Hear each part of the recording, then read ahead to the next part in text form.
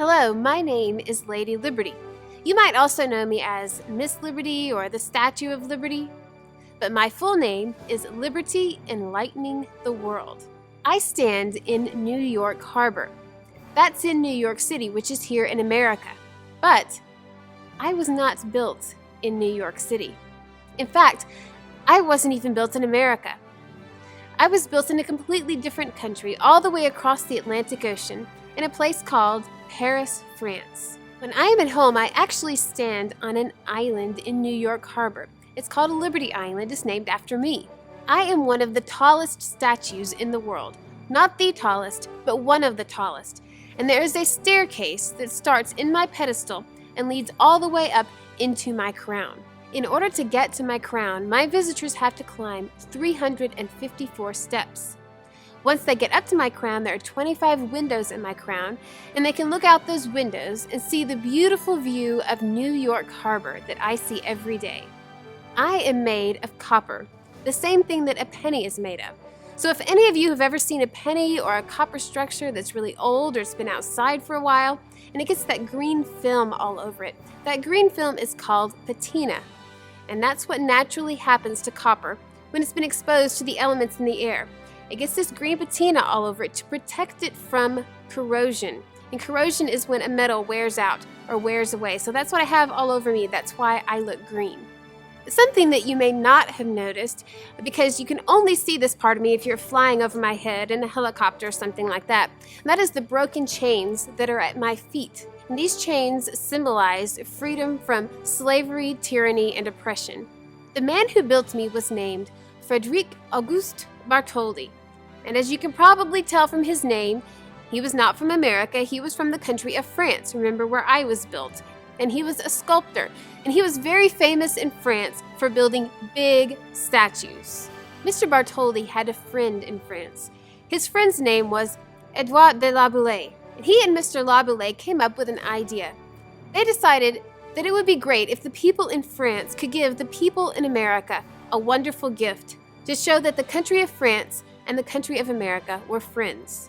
So Mr. Bartholdi decided to build me the Statue of Liberty as a gift from the people of France to the people of America. I was to be a centennial or 100th birthday gift for America. The first part of me that they finished was my hand that holds my torch.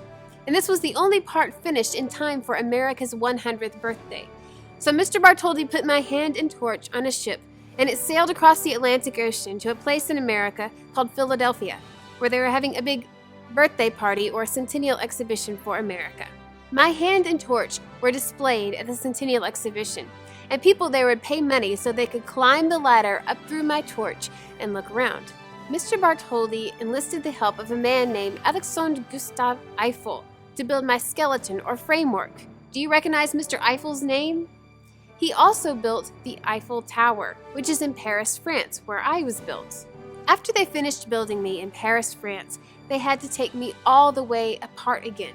And they put all the different parts of me in these big boxes called crates.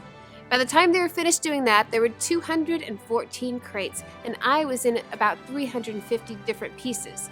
They loaded all these crates onto a ship. We sailed across the Atlantic Ocean to my island here in America, where they had to put me back together again. By the time they did all that, it was the next year. And then finally, on October 28th of 1886, which is considered my birthday, there is a huge celebration to welcome me home to America. And even though it was a cold and rainy day, there were lots of people on my island and in boats around my island. Even the president came, President Grover Cleveland. He talked about what a special gift I was and how America would always take care of me.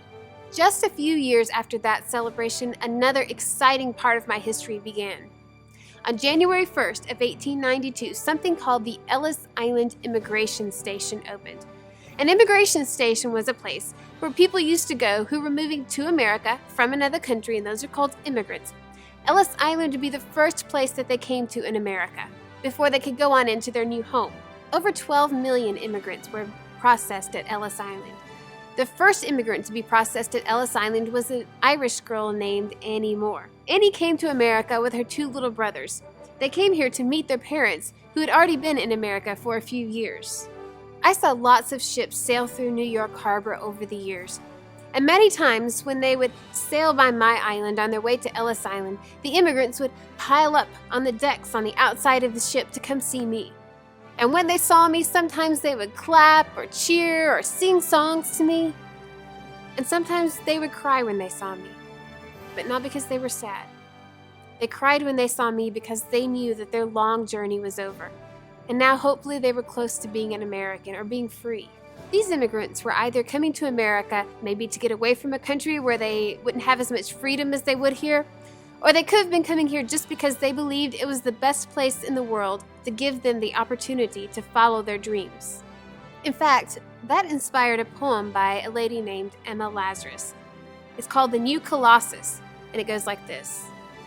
Not like the brazen giant of Greek fame, with conquering limbs astride from land to land, here at our sea-washed sunset gates, shall stand a mighty woman with a torch, whose flame is the imprisoned lightning, and her name, Mother of Exiles. From her beacon hand glows worldwide welcome. Her mild eyes command the air-bridged harbor that twin cities frame. Keep, ancient lands, your storied pomp, cries she, with silent lips. Give me your tired, your poor, your huddled masses yearning to breathe free. The wretched refuse of your teeming shore, send these, the homeless, tempest-tossed, to me. I lift my lamp beside the golden door.